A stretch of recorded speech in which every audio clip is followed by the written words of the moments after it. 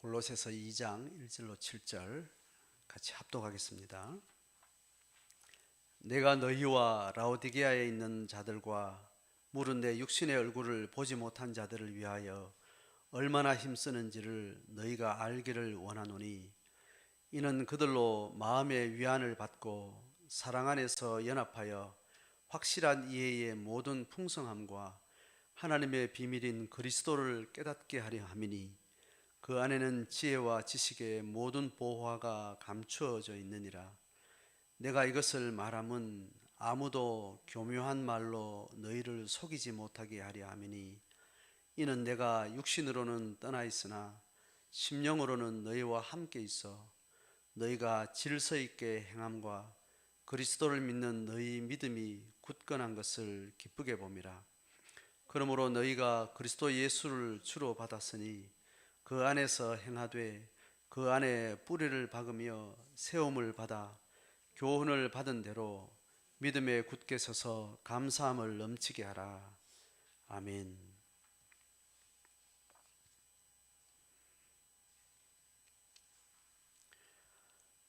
골로새서 1장까지 내용은 어느 정도 한 단락이 마무리가 되고, 골로새 2장부터는 새로운 의미의 단락이 시작이 됩니다. 아마 골로새 교회, 그리고 지금 오늘 1절에 보면 골로새 교회 성도들을 너희라고 이렇게 지칭을 하고, 골로새 교회와 가까이 어느 한 지역에, 예를 들면 이제 서울 근교 혹은 경기도 지역 뭐 이렇게 해서 어느 한 지역에 가까운 데 있는 그 지명이 라오디게아라는 지역이에요. 그러니까 이제 골로새라는 곳과 또 가까이 있는 라오디게아에 있는 어떤 성도들과 가정교회들이 있었겠죠. 이제 그 일대에 그 교회들이 겪고 있는 어떤 상황 중에, 지금 2장 오늘 7절까지 읽었는데, 뒤에 보면 8절부터가 이제 본격적으로 어떤 일을 다뤄요. 뭐냐면 철학과 헛된 속임수로 너희를 사로잡을까 주의하라, 이런 이야기를 봐서 명확하게 누구다, 어떤 이단자들의 거짓 가르침이다, 어떤 세속적인 사상이다, 이런 걸 이렇게 내용을 다루지는 않지만, 이제 이 전체 맥락을 보면 그 골로새 교회를 중심으로 그 지역 일대에 있는 또 여러 교회들이 이런 철학과 헛된 속임수, 이런 걸로 신앙의 어떤 기본적인 가르침을 왜곡되게 하고 흔들어 놓고 하는 어떤 그런 종교를 기반으로 한 이단의 가르침이든지, 어떤 종교 기반이 아닌 세속적인 어떤 사상이나 어떤 이런 것들이 이제 신앙생활하는 성도들 안에 많은 혼란을 주는 이런 것들이 있는 걸로 이제 추정이 되는 거죠. 이제 그 이야기를 아마 다루려고 지금 1절부터 7절까지 이 이야기 오늘 끄집어내고 있는 거예요. 그래서 지금 오늘 이야기 보면 뚜렷하게 이거다 뭐 설명을 그렇게 하지 않고, 우리가 읽으면 뭐 좋은 말을 막 나열해 놓은 것 같은 이제 그런 어떤 분위기입니다. 이 말이 구체적으로 뭘 의도하고 어떤 거를 지적해서 이걸 읽을 때 듣는 골로새 교인들 독자들이 어떤 느낌을 받을지는 사실 지금 그 상황을 세세하게 잘 모르는 우리 입장에서는 사실 그걸 구체적으로 더듬어가기가 쉽지 않습니다.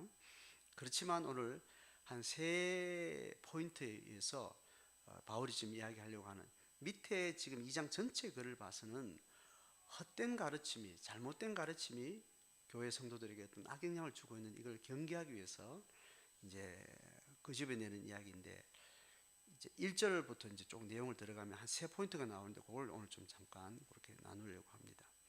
1절에 내가 너희와 라오디게아에 있는 자들과 하면, 너희는 골로새 교인이고 라오디게아 지역에 있는 자들, 이제 성도들 중에 어느 일대 지역을 이야기합니다. 또 이들은 어떤 사람인가 하면, 무릇 내 육신의 얼굴을 보지 못한 자들을 위하여, 이렇게 이야기를 해요. 그러니까 지금 사도 바울이 골로새 교회와 라오디게아 지역에 있는 것은 바울이 직접 가서 교회를 세우고 그런 교회가 아닌 것 같아요. 에바브로디다라고 하는 바울의 동역자가 사역하면서 돌보기도 하고 사역했던 그 지역으로 그렇게 알려지고 있습니다. 그래서 사도 바울이 그동안 또 방문도 했을지도 모르고 보면서 했겠지만, 순간적으로 지나왔기 때문에 바울이 지나갔을 그 당시에 있었던 사람도 바울을 봤겠지만, 그 일정 시간이 지나고 또 바울을 모르는 사람들 교회에 또 많이 또 들어오게 됐고 이런 상황들이 있었겠죠. 전체적으로는 적어도 이 교회를 주도적으로 사역했던 사람은 사도 바울이 아닌 다른 동역자였다는 것을 전체 맥락에서 알고 있고, 나중에 방문했다 하더라도 바울이 잠깐 방문했기 때문에 얼굴 모르는 사람들이 많이 있을 거라는 것을 이제 우리가 알 수 있습니다. 어쨌든 그 성도들을 위해서 바울이 얼마나 힘을 쓰고 있는지 너희가 알기를 원한다. 적어도 골로새 교회 성도들은 바울의 위상과 사역자적 권위와 그의 어떤 영적인 권위들, 이걸 인정하고 있기 때문에 그 신뢰를 받고 있는 어떤 바울의 캐릭터로서 바울이 그 교회를 향해서 어떻게 애를 쓰고 뭔가를 의도하고 있다는 것을 좀 알리고자 하는 거죠. 그래서 지금 그들이 당하고 있는 상황에 적어도 일정의 신뢰의 무게가 있는 바울이 어떤 마음을 가지고 있다는 것을 알릴 때 그들은 그들의 필요와 그 필요를 채울 수 있는 어떤 신뢰할 수 있는 사람이 그 필요에 대해서 어떻게 또 필요를 채우려고 한다고 하는 것들이 서로 교감하기 위한 이제 그런 이제 자기의 상황을 설명을 하는 거겠죠, 그죠? 그렇게 내가 힘을 쓰고 있다, 내가 애를 쓰고 있다. 그래서 그 애 쓰고 마음을 집중하고 뭔가 필요를 채우려고 하고 있는 게 있으니까 앞으로 지금 2장부터 그 이야기를 쓰려고 한다, 이제 이런 이제 뉘앙스가 되겠죠.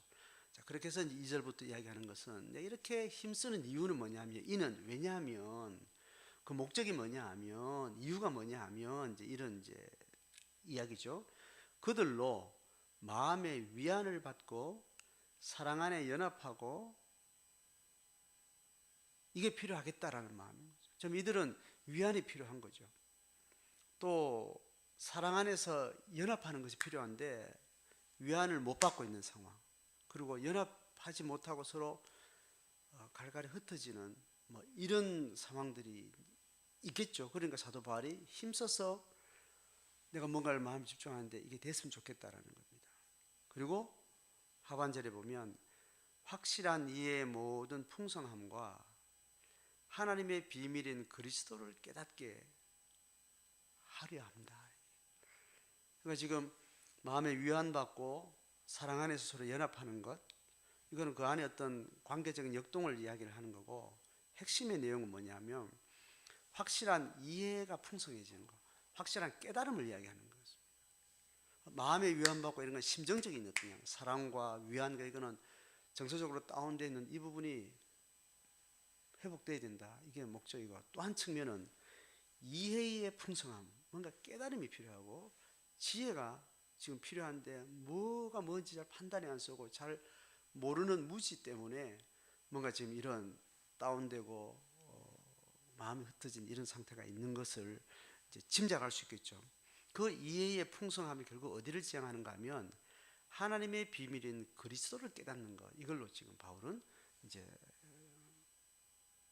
최종적인 방향을 딱 마지막에 언급을 하는 겁니다.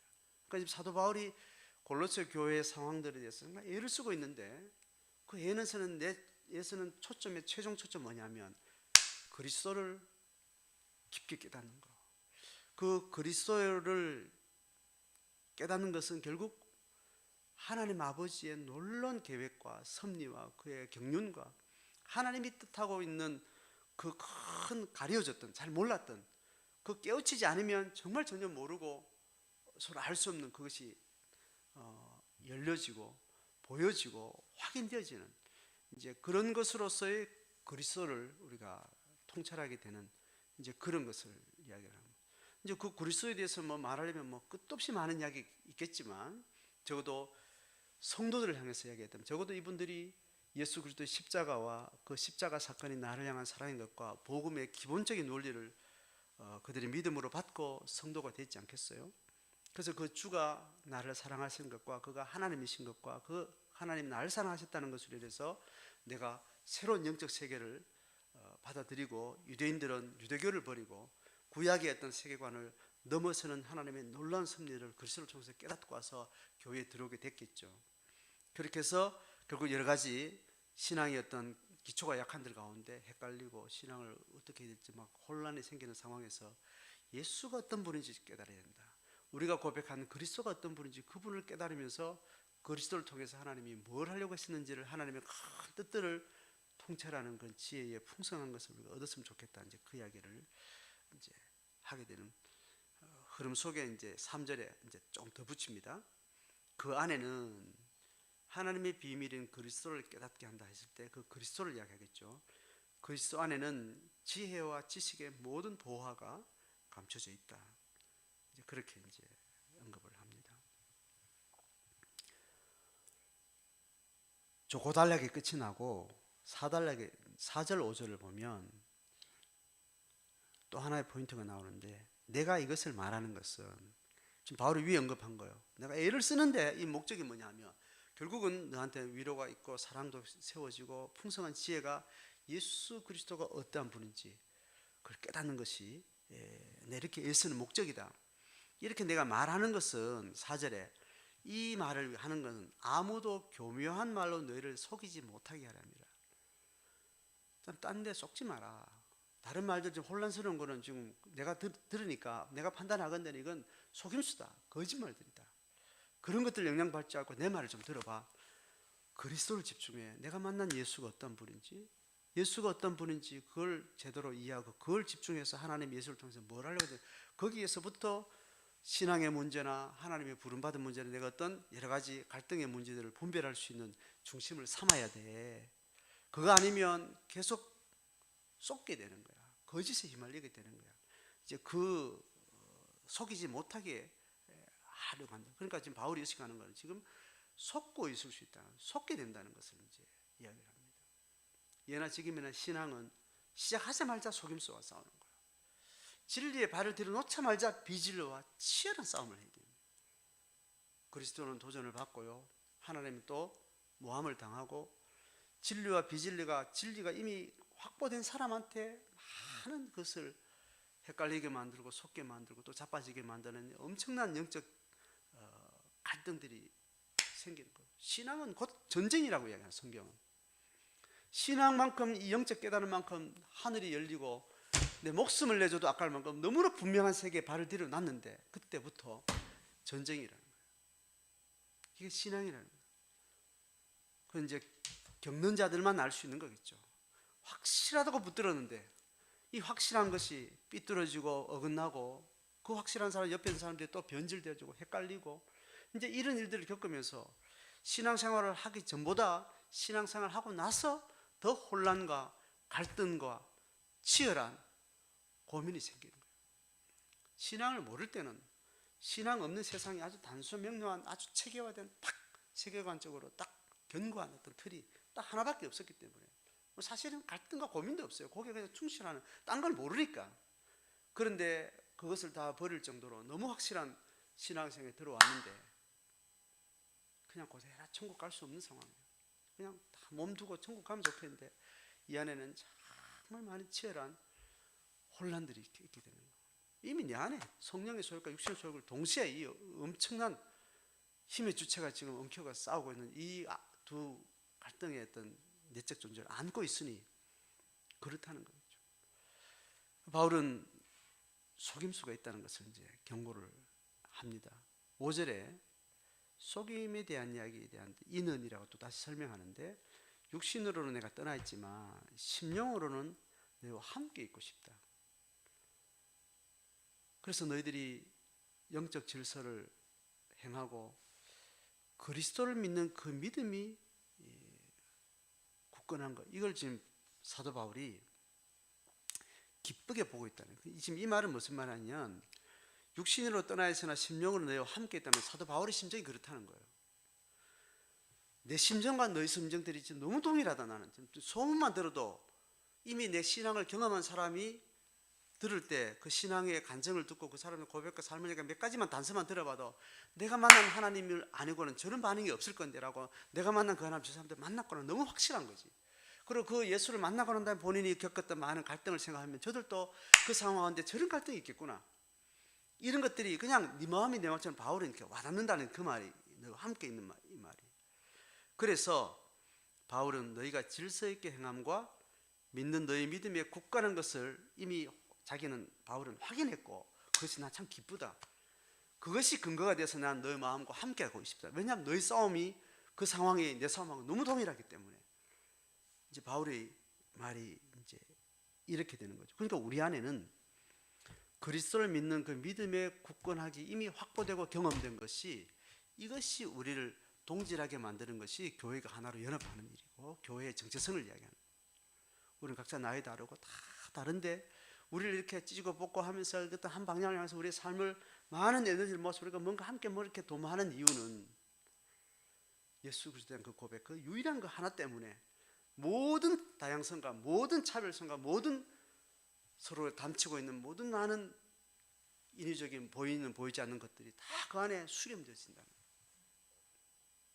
우리가 그리스도를 창조주시요 우리의 모든 정권을 가지고 있는 탁월하신 왕이시며 우리의 통치자인 것을 인정하고 우리의 모든 우리의 것들을 그 앞에 굴복시킬 때 그리스도 없이 우리를 상하게 만들고 서로 갈등하게 만들고 서로 하나 될 수가 없었던 모든 것들이 그 안에 녹아지면서 우리는 그리스도 이름으로 하나 될 수 있다는 거예요.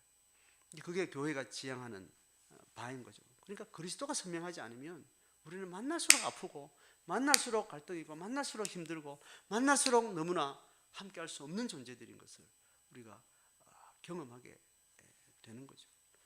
결혼하기 전에는 평생 같이 살아야 될 사람으로 봤는데 살고 보니까 이렇게 고슴도치의 가시처럼 이렇게 아픈 것이, 평생 내 생명을 걸고 내가 투자를 하고 내가 내 인생을 던져서 얻은 배우자인데 죽도록 아픈 거는 그 사람 때문에 아픈 거죠.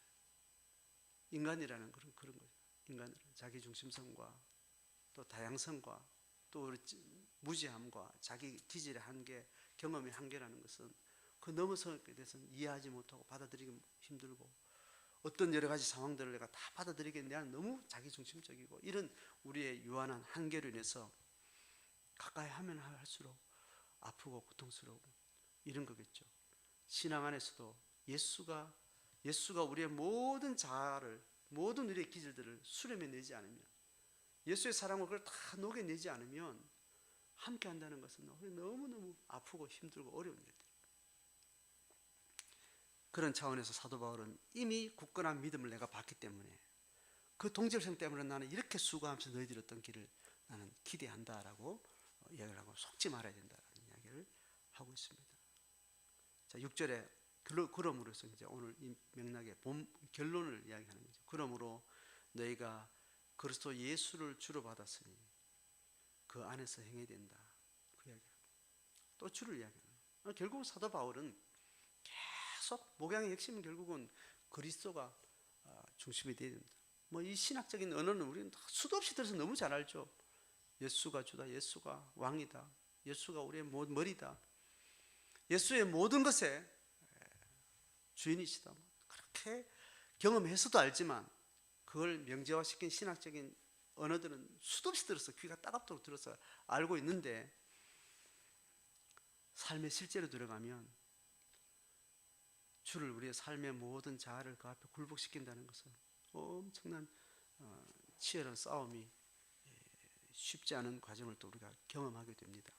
바울은 또 그냥 너무나 당연한 이야기를 고백을 합니다. 예수를 주로 받았냐? 예수를 주로 고백했냐? 예수를 주로 고백했는 것이 확실하냐? 받았으니라고 이야기하죠. 이미 완료를 이야기합니다. 너희가 그리스도 예수를 주로 받았으니, 그러니까 사도 바울이 지금 골로새 교인들을 향해서 예수를 주로, 예수의 주되심을 이미 영혼력에 있어서 주되심을 이미 고백한 자들이라고 확인된 사람들을 향해서 지금 이야기를 하는 거예요. 그래서 적어도 교회는 예수를 주로 고백한 자와 아직 그 고백이 분명치 않는 자들을 될 수 있는 디테일하게 서로 확인을 해요. 내가 전인격적으로 예수의 주되심 존재론적으로 관계적으로 주를 인정한다 하더라도 내 모든 삶과 내 삶의 어떤 주도권을 그 그리스도의 주되심 앞에 내가 포기할 수 있느냐는 문제는 또 그 다음에 또 과제예요. 처음에는 이게 적어도 진실한 진정성으로 그 고백이 있느냐를 물어야 되는 거고, 그게 확신됐다면 그 다음 단계까지 들어갈 수 있습니다. 삶을 내놔야 돼요.